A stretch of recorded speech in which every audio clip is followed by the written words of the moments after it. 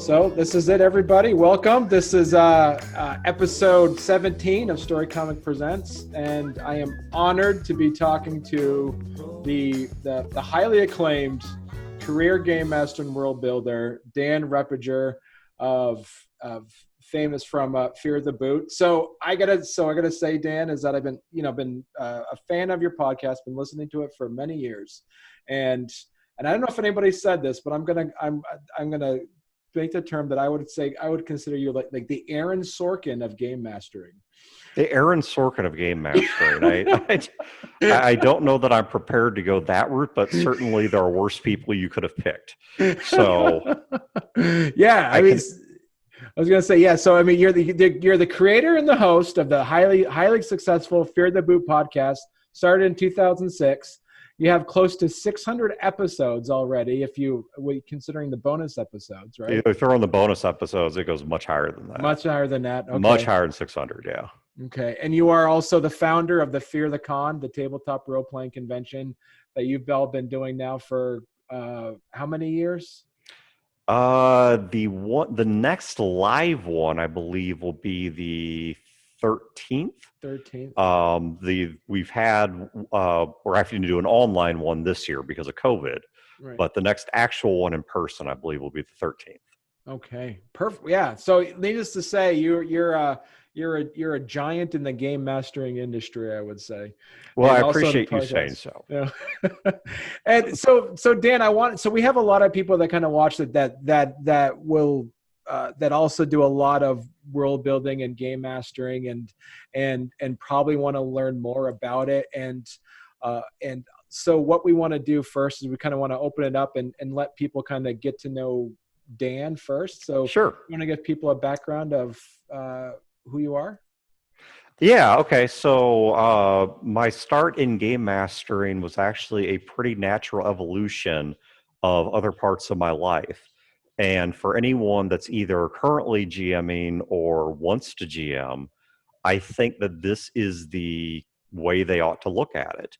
That when I was a child, and my brother and I, or my sisters and I got along equally with my sisters and my brother, but they didn't cross-pollinate very well.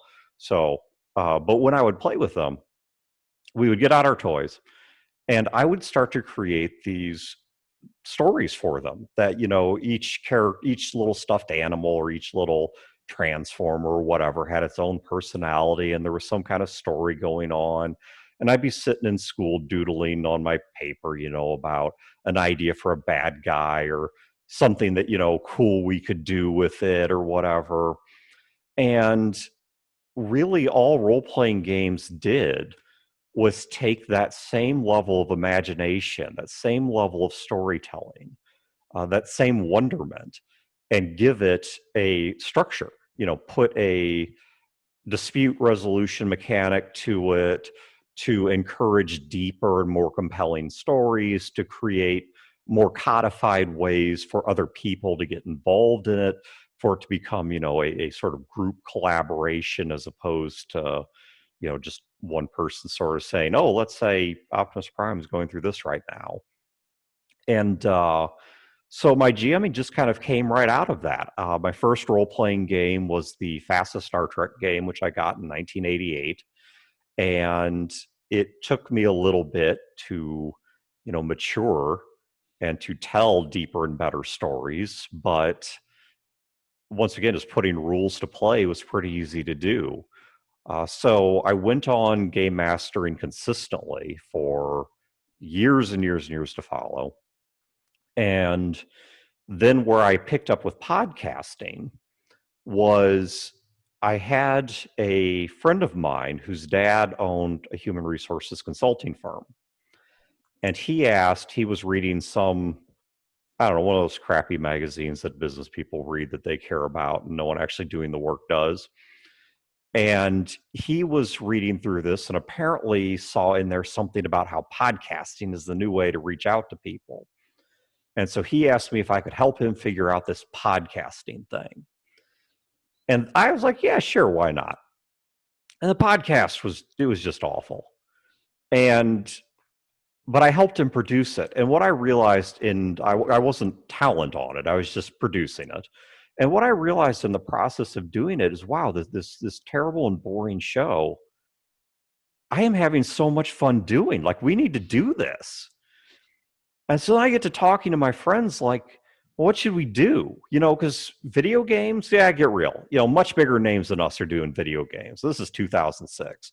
But even in 2006, much bigger. You had at the time like One Up, and Penny Arcade has a podcast that comes and goes, and IGN, I think, had a podcast back that far.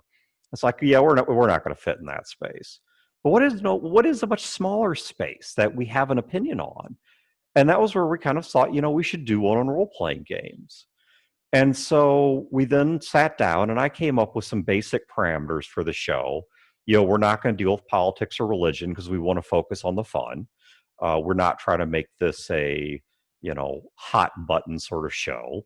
We're going to remain relatively system agnostic because we want to give everybody advice they can use in their games, or at least most people.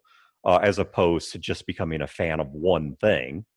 Plus, then we're tied to that one thing. What happens if we hitch our wagon to D&D and then D&D has an edition we don't like, say fourth? And what do we do? It kind of pigeonholes our show. Or what if you're not a D&D player? What if you prefer storytelling games like Fiasco or Inspectors, or what's the one that's kind of hit indie popularity recently? It's For the Queen or something like that. And so we didn't want to do that.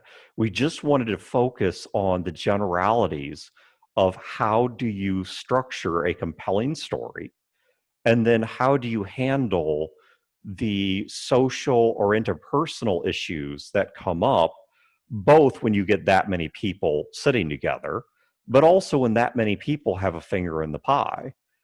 Because, the game master may control most of the world, but the game master, unlike a novelist or a script writer, does not control the entire world. And so I have to give the players that space, to be themselves. And Fear the Boot is not a testament to our intelligence. We have described it repeatedly as a monument to our mistakes. That everything we have to say on Fear the Boot came from all those years in the interim. So, 1998 to 2006, all the many, many things that we screwed up and screwed up bad. I mean, just embarrassingly screwed up, or were victimized by other people screwing up. And it's like, you know what? Okay, we've walked into the walls and touched the stoves enough times to know not to do that. So let's talk about how not to do that. So there's sort of a crash course in who I am. I mean, I could give you a long meandering soap opera of my life, but in the context of doing this, that's my background. I have along the way, actually my initial interest was in, as I've said, broader storytelling. And so I did fiction writing, prose writing, long before I did podcasting, and was actually getting some of it published in magazines as far back as like 1993 and 94.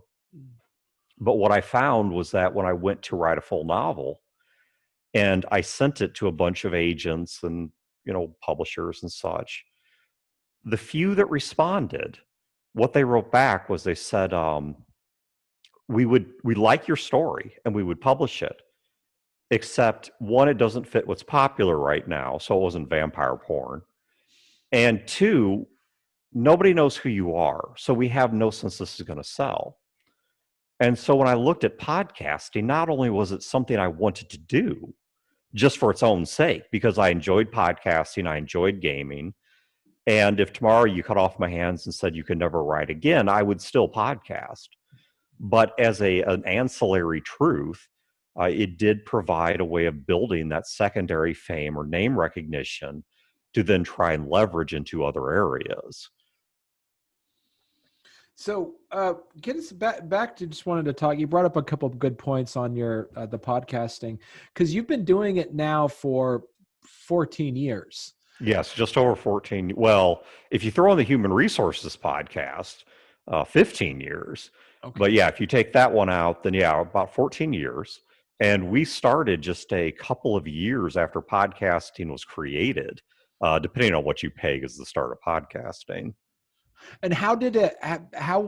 How has the industry of podcasting? How has that changed since you started? In for the good or for the bad? Has it become more accessible, less accessible, easier, harder? What would you It say? certainly has become a lot more accessible. When we started off, there was a lot of hurdles to cross to figure any of it out. You having anyone out there that could teach you how to do it, tell you how to do it, really offer you meaningful advice was very hard to come by. It did exist, but it was hard to come by. You certainly could not go onto Amazon and buy a podcasting starter kit where you just plug into your computer through USB and boom, you're going, you're ready. It's got the software, it's got the mic, it's got the mixer, it's you take it out of the box, you plug it in and go. I mean, that wasn't there. Our primary recording studio is all analog. It's like musical equipment. We just happen to be using it for mics, but it was meant for like guitar pickups and stuff. So, definitely it's become so much more accessible.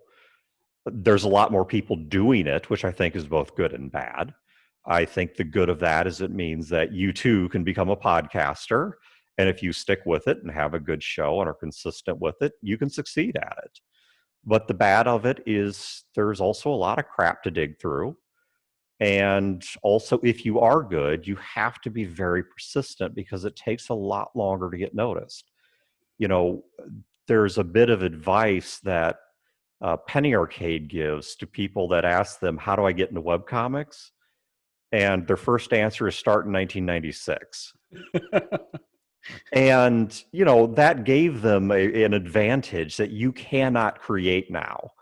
And in the same way, I do recognize that by starting in early to mid 2006, we had a much emptier field.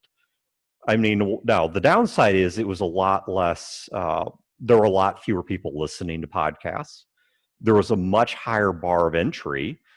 We had to deal with things like we have to make these shows accessible to people who have dial-up internet. That's not a thing anymore. Really. But that was half our audience, maybe 2/3 of our audience. And so we couldn't make these huge shows. We couldn't give them a 200 megabyte show to download. Right. And one of the things we had to deal with the listeners is they didn't know what podcasting was, just as a lot of people wanting to podcast didn't know what it was. Neither did the listeners. And so our original business cards had on them little tips on how to get started listening to podcasts. And one of the first things we had to say, because this was a huge misconception, 2006, 2007, 2008, is you don't need an iPod to listen to it. Right. I remember we had, yeah, I remember you were saying that earlier too, and one of your podcasts. I gotta say, for those that are listening or watching, that Dan is at feartheboot.com, and as I say, you have you just put out there your major episodes, like your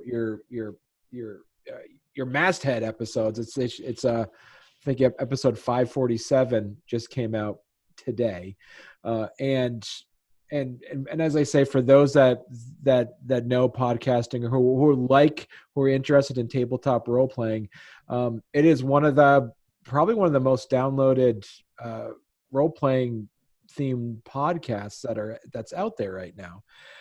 So tell us how many. So as you mentioned, as it's evolved over time, how has the style of your format evolved over the last 14 years in the podcast?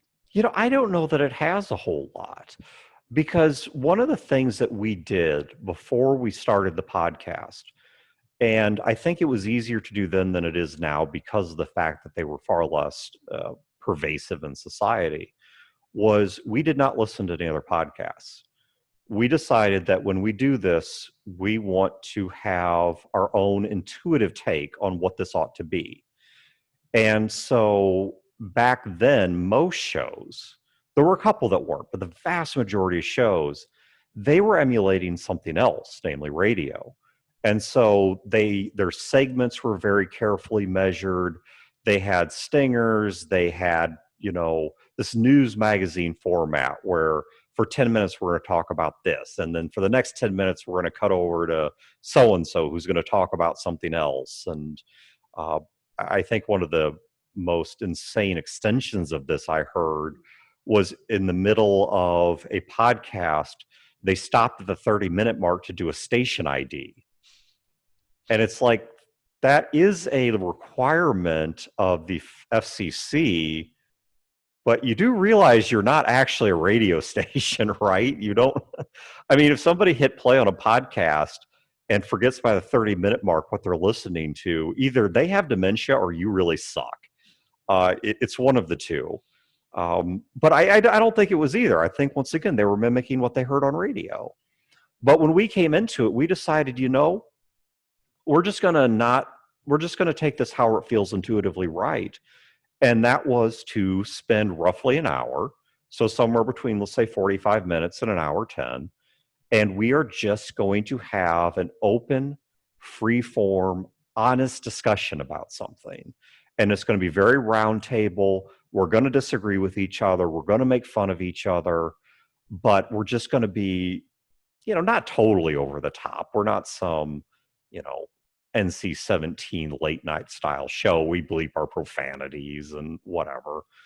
But in that regard, our format really has not changed.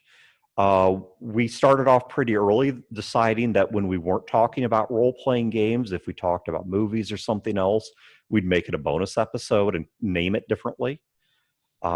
We did not at the time have an actual play. And I think right there, those are probably buried into why we have an actual play now, are the two ways in which we've really changed. Is one, we have added show types. So we've added the actual play episodes now where we play our own games and record them. And sometimes they go well and sometimes they go poorly. But either way, it guarantees that we're gaming together and we still have things to talk about. That is a side bit of advice. If you want to do a role-playing game podcast, for the love of God, do not stop role-playing because you will run out of subject material. Keep screwing up and keep succeeding. That's your material. Yeah. But the second thing is, one of the reasons we didn't have an actual play earlier is several of the hosts were very against the idea. And amongst those holdouts, a few have come around, but many have left the show. And so as new hosts came in with new approaches, new ideas, new experiences, new stories, that's helped to keep the show fresh. Because the only two fixtures of the show that go all the way back to its beginning are me and Chad. There are something like 24 hosts we have been through in the process. Our third oldest host, I believe, is that's going to be a pretty close tie between Wayne and Chris Hussey. And unfortunately, it's harder and harder to have Chris on the show. And even Wayne, though, I mean, he started relatively early, but it was still several years in. And you mentioned, because you did, as you talked earlier, is that that the way you set it up, as you said, as you set up your podcast, it was almost innovative and progressive for its time. As you said earlier, you had people that would do these segments and stuff, but now you see a lot of podcasts do the format that almost that you at Fear the Boop in a way pioneered, with that whole round table, with you kind of have those round table discussions with a specific topic or a couple of topics to talk about. Has there been other potential podcasters reach out to you to kind of ask you for advice, if ones that wanting to start doing these types of formats that you? Yeah, it's something that I don't generally talk about, partially because, one, I don't always feel it's fair to discuss what other podcasters are saying to me, because one of the things I often get is requests for help when they've got a serious problem. They have, a linchpin of their community who's become a total a-hole, and they need to know, how do I extract this person without destroying my show? But I think also because I don't want to sound like I'm just stroking my own ego, that I'm just doing this self-referential talk about, whatever. But no, I mean, since you directly asked, I will answer. There have been quite a few podcasters over the years who have come to us and have said that we were the inspiration for them. That listening to us is what made them want to podcast, and that in one way or another, their podcast, I mean, it's not identical to ours, but it is their sort of spin on our format or our approach. No, I mean, there are others that I have no doubt came up organically, maybe because they listened to another roundtable podcast, not us, or maybe just because, like us, they just naturally came to the same conclusions that this is what works best. But like I said, mixed in there is what I know to be no small number of Fear the Boot children podcasts. And like I said, I'm very careful to never name them as such. If they want to name themselves that way, fine. But I don't want to take away from what they're doing by saying, yeah, you're here because of me. It's the same reason I try very hard to never ever say that we have fans. I feel that fan is a self-selected title. When I describe the people that consume our show, I say we have listeners. Like I said, they can decide if they're a fan. I don't decide that for them. All I can tell you is they're a listener. And you mentioned, and you did also talk about before about the actual play. So for audience members who are unfamiliar with the term, do you want to give a description on what actual Sure. play? So an actual play, this is kind of where we're on the reverse side of things. We are the come lately on that one. There were a lot of people that were doing actual plays before us, and there are a lot of people out there that are doing them at a much more professional level than we are.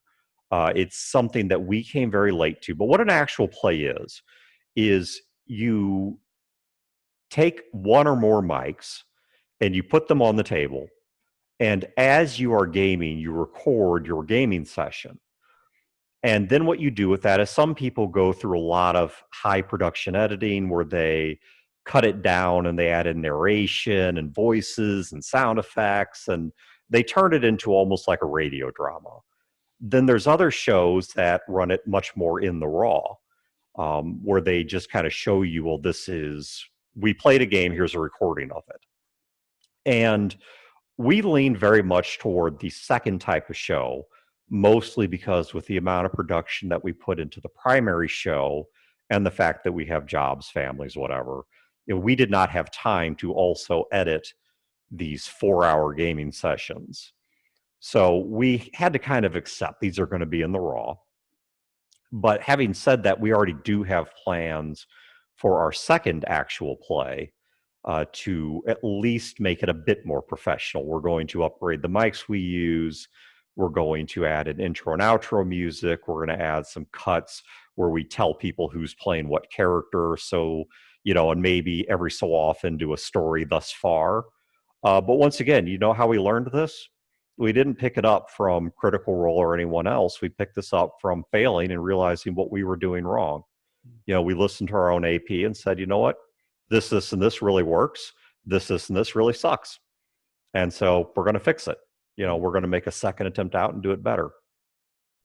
And I think actually therein lies an important bit of advice that I want to give to anyone, no matter what you are doing, whether it's podcasting, world building, writing a role-playing game, writing a novel. Do not try to emulate someone else too much. Yes, you can learn from them. Yes, they may have good advice to give. Yes, they may be inspirational. But you will never be better at being them than they are. I'm not going to try to be Matt Mercer because I'm not him. He will always be a better Matt Mercer than I am. And in the same way, if someone listens to our show and tries to emulate it, you've got to give it your own spin. You've got to be yourself. You've got to put you into it because you will never be a better Dan Repperger than I am. I've been practicing it for 43 years. So you're just way behind the curve. But you can be a better podcaster than I am. But, I cannot stress enough, you're going to do that by being you and doing your thing. If something about our show inspires you or kind of gives you some ideas about what works and what doesn't, great.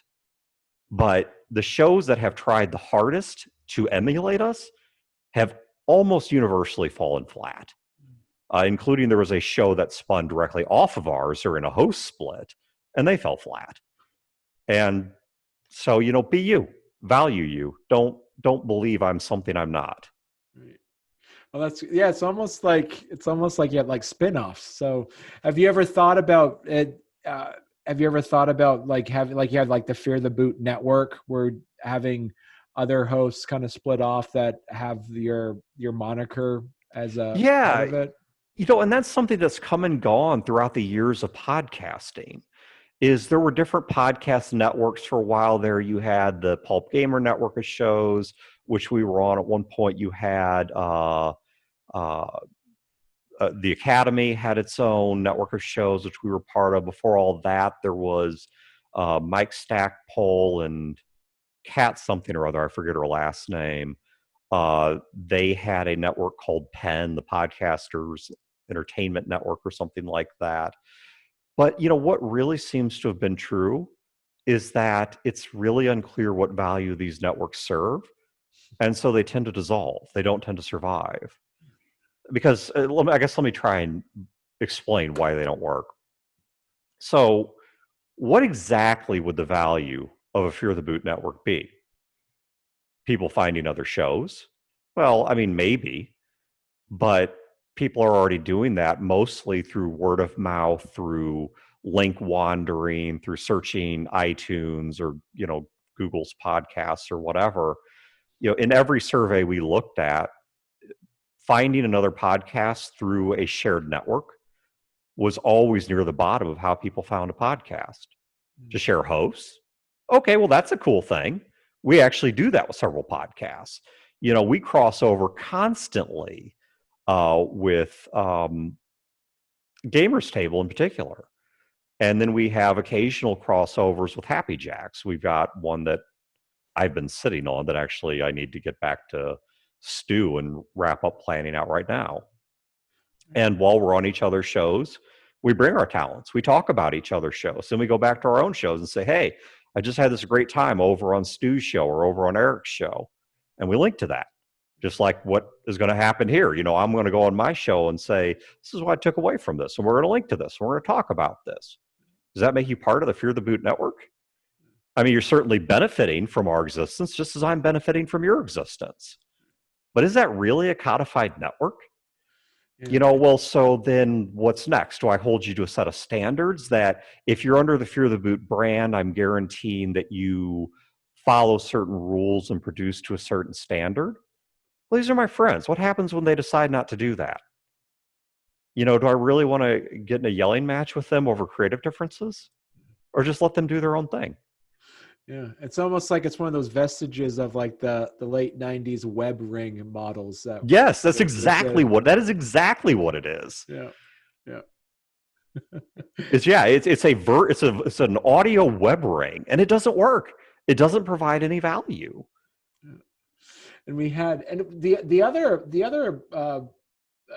very cool and humble thing that you have with Fear the Boot too, and you mentioned this was in your previous episodes, is that you also made a decision not to have sponsorships involved on your website. Yeah, so which Patreon was a godsend, because I mean it does cost money to buy the equipment, to create the show, to keep it up to a certain production standard, so on and so forth. But we made 3 promises, and I'll see if I can remember them all, because we always listed them back when forums were the main way of communicating before social media really became popular. We always had this as like our first sticky post at the top of everything. One was, we will never be political, we will never get religious. The second was, we will never accept sponsorship or run ads, including native ads. We won't pretend what we're talking about isn't our own chosen content. And I don't remember what the third promise was, but we always stuck to that.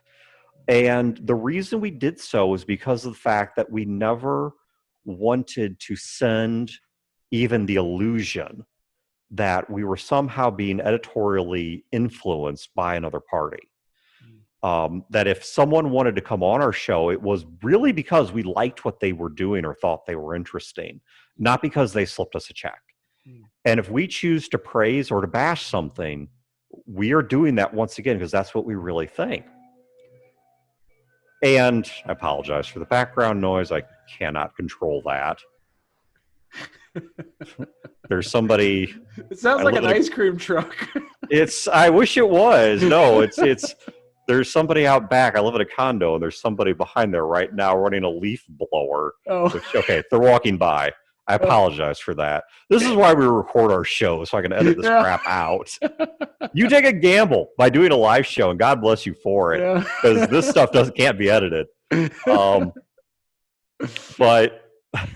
that was something else that distinguished us pretty early. As we edited our shows, we didn't dump them raw, and a lot of people took a.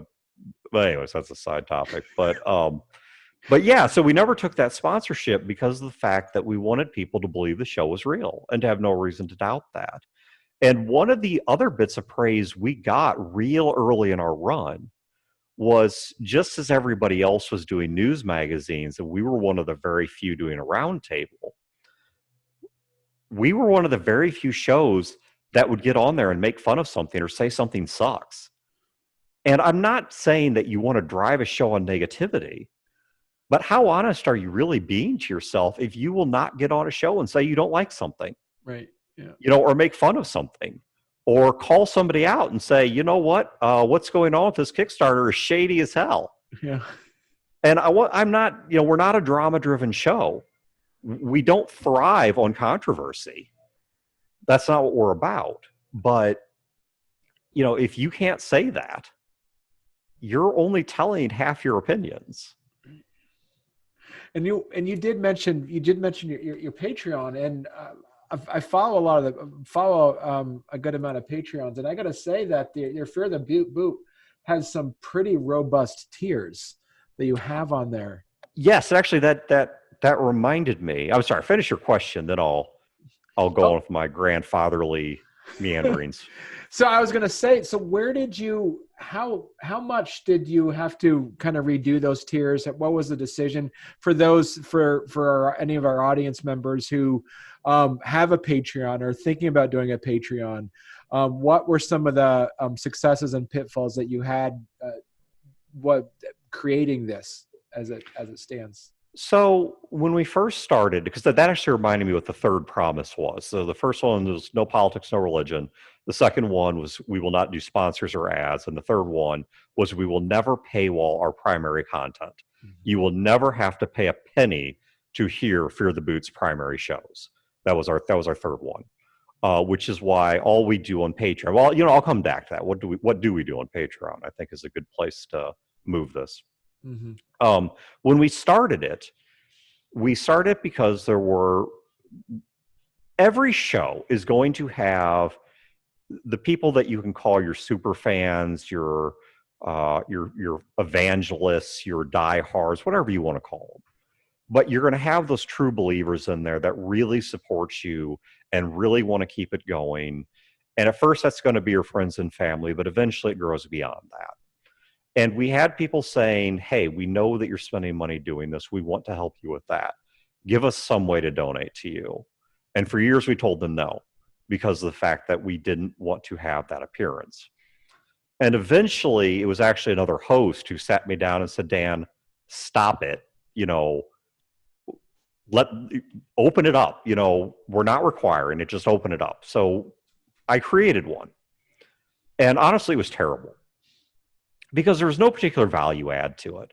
So for the people that really did just love who we are, what we're doing, it gave them the option to pay into it, to say, I want to help you out. I want to defray your costs a bit. It's a tip jar. But it really did not offer them any value in return. And what value we did offer in return, oftentimes, I'm going to be honest, we failed to deliver, because we were creating extra work for ourselves. And we already had ourselves between producing the regular show and, working on rule systems and writing prose and, friends, family, social obligations, jobs, whatever. We were kind of tapped out. And so we just were not getting around to these extras. And so it just kind of sat there and rotted. And I got to give credit where it's due. It wasn't me that fixed it. It was a fellow host, Wayne, who came along and said, okay, Dan, you're carrying most of the water with the main show. I'm going to fix this up. I'm going to fix our Patreon. And so he went out there, and the first thing he did was he started conversations with the people on there. It's like, what do you guys even want? And then he started looking through those ideas for things that we could deliver without either A, overburdening ourselves, or B, breaking that third promise and paywalling our stuff. And so what we found was, you know what? With some of the hosts who aren't carrying as much water, they had a little bit of extra time where they could bust out some random content. They could kind of freewheel for 10 minutes on a problem they had writing their game this past week. Or they could take the game notes that they're already using for those games, scan them in, and put them out there for people to see. Or we eventually hit a point where we realized, we could take some cutting floor content. We edit our shows, but if people want to hear the raws, including the stuff we say that we can't release because it breaks our rating, then we'll put that out there for them. Still not paywalling the primary content, but here's some of the cutting room stuff. Here's some of the bloopers and outtakes and whatever that's now available. Then we got Brodor. And God bless Brodor, he's one of our hosts, and he has zero mind-to-mouth filter. If you listen to an episode with Brodor, it is going to be a Morse code of bleeps. And Brodor brought about, or helped bring about, the creation of something we originally called the Forbidden Episodes, but then became codified as the Negative Episodes, where these are kind of like bonus episodes in that they're off topic, but they are really raw. They tend to get fairly foul, and they cover things we would never talk about on the normal show. And so people can, hear those. This is stuff we would normally just delete. We wouldn't even let it out there. But then we started noticing, once we got the AP going, and we got the play test, the beta rules going because it's a homebrew game we're playing on the actual play, that people started saying, we're hearing you play this game. Can you guys actually put some of these rules on paper? Because I think I'd like to run this for my own group. Or they started saying, you guys have a Discord, because now, of course, Discord is one of the more popular ways to communicate with your audience. We would love to have a distinct color to our name that shows us, as we support you at such a level. Or we'd love to have a channel that's only for people at this level, where maybe the hosts pay a little more attention to us than they do the primary channels, or guarantee that they will respond to anything we ask or something like that, more direct access. And so Wayne created those channels, and he keeps up with those channels. And he's a great go-between for telling me the things that I'm not seeing, and every so often kicking me in the ass and saying, Dan, you need to go out there because somebody's asked you a question and you're being a jerk to them and not answering. And so Wayne's he's one of my two bosses on the show. And so I have to do what Wayne says. But I think part of to boil this down to what my advice would be, is one, do not overpromise. Holy crap, is it so easy to overpromise things you can't deliver. Do not let your mouth write checks that you cannot pay. And secondly, be prepared to change up what you're doing when you realize things don't work. And third, understand that there's a value in honesty. Go to the people that are on your Patreon or whatever you're doing. If you kickstart seasons or Patreon as you go or whatever you're doing, or use a PayPal tip jar. And when you screw something up, don't try and do a CYA thing. Don't keep making promises you can't deliver. Don't keep lying one step ahead of yourself. And holy crap, do so many people do this on Kickstarter. I won't name names, but many of you people know exactly who I'm talking about. Be honest with them, because these are the people that cared enough to pay in, and go and say, you know what, we said we were going to do this, we can't do it. Life isn't working out that way. What we want to do is we want to be fair to you. We want to give you value for what you've paid in, but it's either going to be slow in coming, or maybe we can't give it to you the way we promised originally. But we want to still be there for you. What is it we can do to make this right? And be prepared to adapt and to be honest. And if nothing else, start out light and slow, and start adding on content as you discover the things you're already doing and simply not releasing. I cannot stress enough. Yes, you want to bring value. You want these people to understand what they're paying for, but do not write a check with your mouth that you cannot cash with your actions. No, it's a good point, is that you want to make sure that whatever you put in there, it's, as you say, it's not extra work. And we've seen a lot of, as you say, a lot of Kickstarters that I've backed in the past that kind of failed. That they say, well, it succeeded in funding, but then the creator said, "Oh yeah, you never see the product." Right. You donated that money. Kiss it goodbye. Yeah. And as you say, in some of the Patreons that I've backed, they've are slow to produce, as you said. And so I wanted to talk a bit about, as you mentioned there, we're talking about the actual plays. You have a very successful homebrew and of Skies of Glass. Mm-hmm. Did you want to just for the folks that listen that do the world building piece, did you want to just kind of talk briefly about what the setting is and what the system is that you use for that? Sure. The setting and system are both homebrewed. The setting is we tried to write a very realistic post-nuke setting. And in the process of doing so, it was actually originally inspired by the video game Wasteland, which is not terribly realistic. Wasteland, for anyone who doesn't know, was an old game back on like the Apple II and IBM like 286 era of computing. They did recently get a Wasteland 2 after like 25 or 30 years. But that actually led to the guy that was the primary writer of Wasteland, Brian Fargo. He actually went on and started Fallout because he couldn't get the rights back to do Wasteland. Oh, okay. And so he created Fallout. But Skies of Glass was created post-Wasteland, but pre-Fallout. And we wanted to tell a post-nuke story that was pretty realistic. And so I actually did a bunch of reading on how do atomic bombs really work? What does radiation really do to people? How long does radiation actually even last? What are the types of atomic bombs that are used, and what's the difference between them? And why does that matter?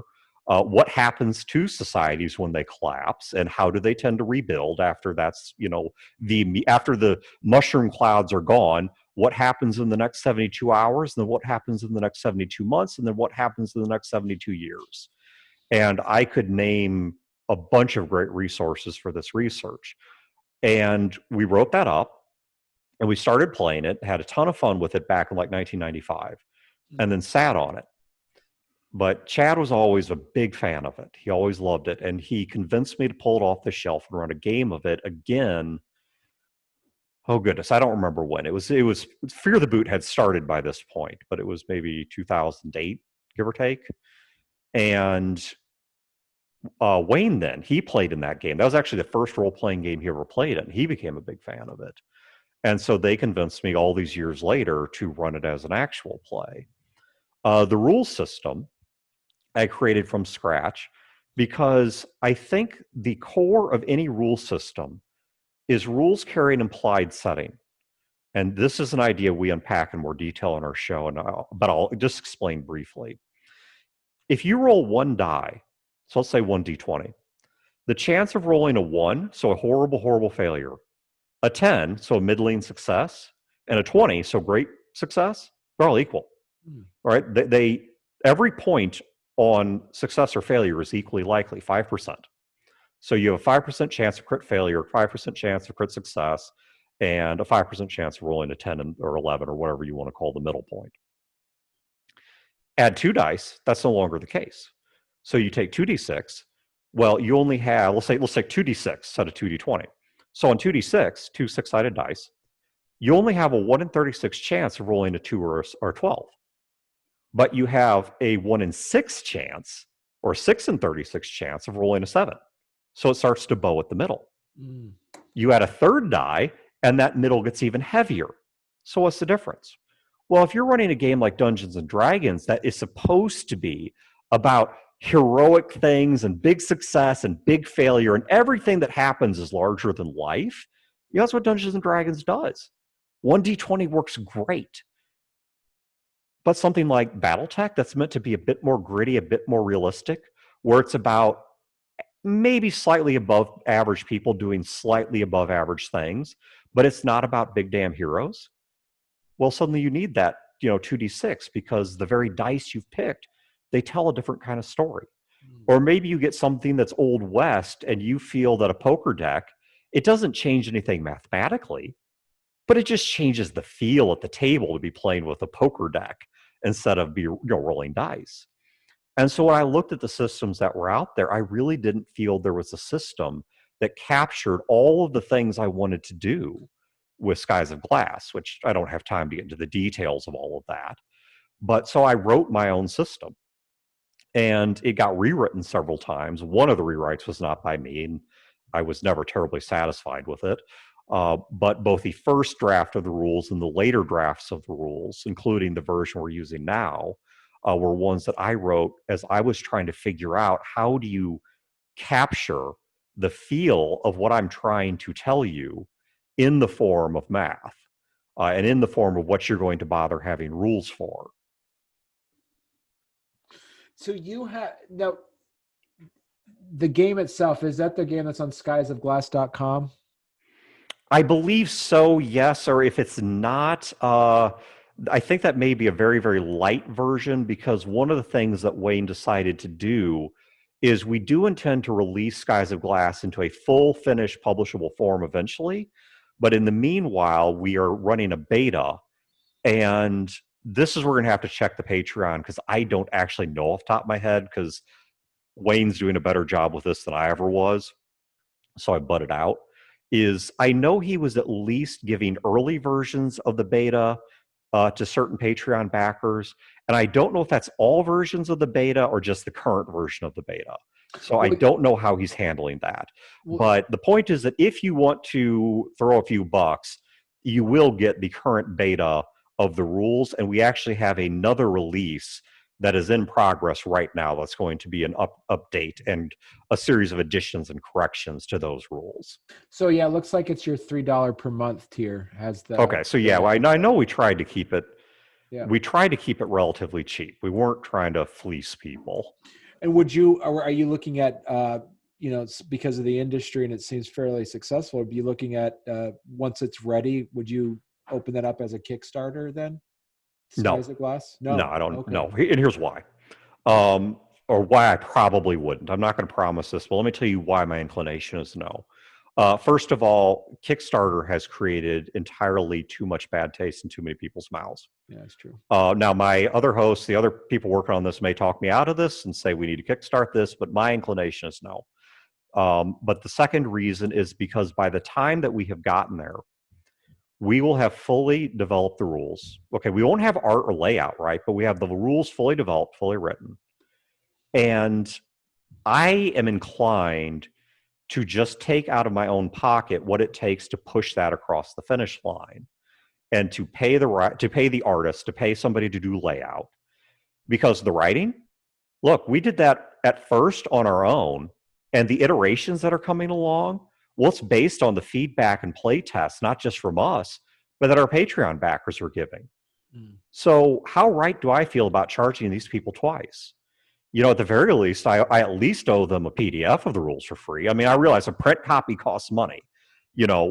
I maybe cannot ship all of them a print copy for free, but to hell if I don't feel I at least owe them a PDF for free.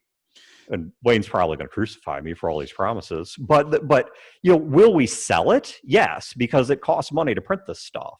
Right. But am I inclined to kickstart it? No. But I realize not everyone's in that position. And I'm not bashing Kickstarter. There are great ideas that only exist today because Kickstarter made them happen. Kickstarter is a wonderful tool for certain products and certain people.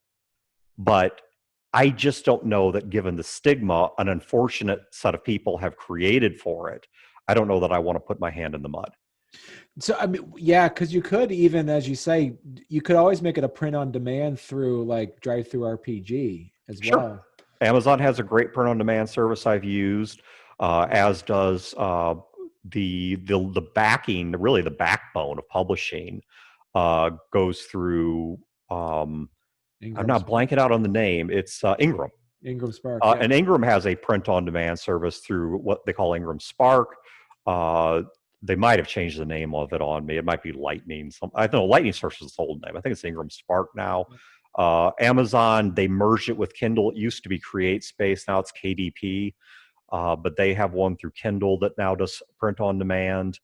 Drive-Through, I think theirs actually is through Ingram either Spark. Amazon or Ingram. Yeah. Okay, yes, I knew it was through one of them. Yeah. But yeah, that's absolutely something we want to do. Though Brodor, who knows far more about distribution retail than I do, he's trying to sell me on we should not do print on demand. We should do print in the more traditional way where we bulk order, let's say 1,000 copies of the book and then sell them. And he claims he's got the chops to make that work. I don't. I have no idea how to make that work. But he claims he's got the chops to make that work, and he knows how to get the book on shelves in game stores. And that's what he's been doing. I mean, he's been doing that longer than I've been doing podcasts, or at least about the same amount of time. So when the man tells me he can do it, I believe him. But it's an active discussion. So how do you feel? I mean, we're wrapping up. This has been a quick hour, Dan. So I wanted to also kind of get your impression of I wanted to get your impression also when you're talking about like role playing and the role playing games. Sure. What would you consider, where we are how we've evolved now being through all online? What's your success and because you talked about the actual play piece earlier. What's your impression of sitting down and playing a game together in the same room with some people, and what's the benefits and drawbacks of doing it online through like a Roll20 setup? I think that there is a great singular point of reference that we all share now that's been created as a result of COVID. How does it feel to be in a room with your friends versus how does it feel to play an online game with them? And I'm not even talking role-playing games. It's gonna be like a video game or something, right? I've got a friend who's also a show host, Julia, who has not been able to be on the show, even though one, media was always excluded from the St. Louis quarantine, and two, the quarantine's now generally being lifted in St. Louis County. But she can't be here because she has asthma. She's recently had surgery. She's got about every risk factor you can name except age. She's young, but other than that, she's got tons of risk factors. The sniffles for me will kill her. And I still talk to Julia quite regularly vis-a-vis playing things like No Man's Sky or doing online RPGs with her. And it's fun, but is it the same as actually sitting across a table from her and her husband and kicking back some beers and, talking or whatever? No. And I think that's my take on online gaming. I think that it is awesome it exists because, one, some people prefer it. My opinion, this is my opinion. This is not, me speaking truth here to say that face-to-face is better. Some people prefer it to face-to-face. For some people, it's the only way they can get a game. They can't find people locally to game with them or can't find people locally that are gaming a style they want, or maybe their friend group after college moved all over the place. They live in 16 states. I don't know. And that's the only way they can do it. And I think it's awesome those tools exist. But for me personally, it will never fully replace sitting around a table and throwing the dice. Mm-hmm. Just even the sound of the dice rolling, there's that whole tactileness that's kind of makes it different. Yeah, it is different. Who would be For those that are looking into doing game mastering or wanting to look at doing some world building and creating their Sure. own games, what is there? Who would you recommend for either reading or listening to or checking out? Okay, so obviously I could name our show is one great place to start. Um, Gamers Table does some good stuff. I will pull them as well. They have a live show. I think they're still doing recorded shows, but they also have a live show called Big 20, where they pull hosts from a slew of different podcasts. Uh, so there are some Fear the Boot hosts on there. There are some Gamers Table hosts on there, but you get people from tons and tons and tons of different walks of life and different podcasts all coming on there to talk about these various topics. That's a great resource. You can find their stuff at gamerstable.com and click on the Big 20 link. I think that would be a great thing. I think more than anything else is just be open to yourself. I mean, storytelling is human nature. It is the oldest hobby in humanity, perhaps, well, maybe second to sex. But, after that came storytelling. Everybody does it. Everybody loves to do it. Everybody loves to at least participate it and consume it. And I'd say, look at the things that you love. Look at the things you enjoy. Deconstruct them. Tell the stories in your head. Figure out what it is you want to explore, what you want to learn more about. What would it be like to be this person? What would it be like to live in this world? And right there, that's the basis of a game. Just get to know what it is that interests you. And if you want some advice without even touching role-playing games on how to make it work, start looking at how those stories do and don't work when told in the form of novels or movies. But then on Pucker, on the big change in role-playing games is you have to accept the creative input of other people. You aren't the narrator, or at least not fully the narrator. You have to give that control up. And you have, so people can find you, Dan. They can find you at feartheboot.com. You also have coming up an online convention that, as we talked about, is the Fear the Con. It's going to be online this year. How can people attend that? So if people want to attend that, probably the easiest thing to do is go to feartheboot.com and look there in the show notes of pretty much every show we've released recently. We have a link to both a promo video for it that includes instructions on what you need to do, and then also has a link to the site that we are using to plan out the convention. So that's probably your best place to go.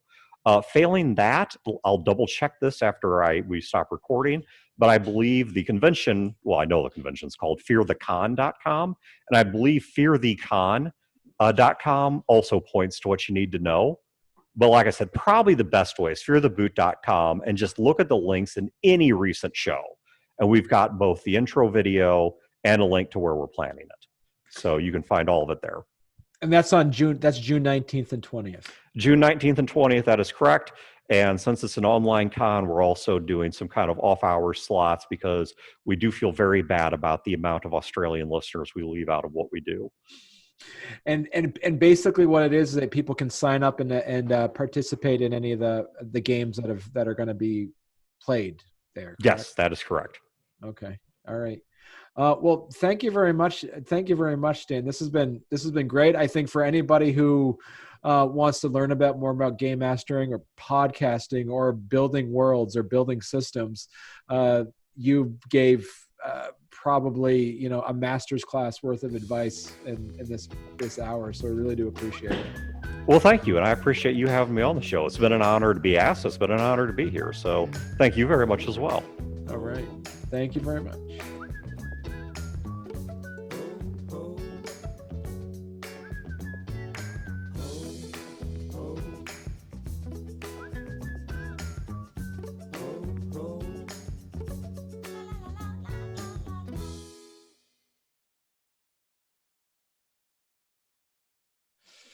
And I want to make sure I pronounce your name correctly. Repperger. Repperger. Okay. Repperger. Repperger. All right, I got you. Soft G, and the second two E's are pronounced like U's. Okay. So, yeah, Repperger. All right. That's easy. Okay, I got it. Repperger. Yeah, it just doesn't look natural because it's a made-up name. Is it really? Yeah. No, I didn't make it up. It was a typo at Ellis Island.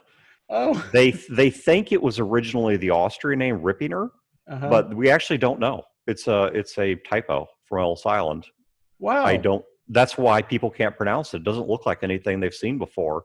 You ever meet a Repperger? They're related to me within about 2 or 3 generations. Wow. Okay.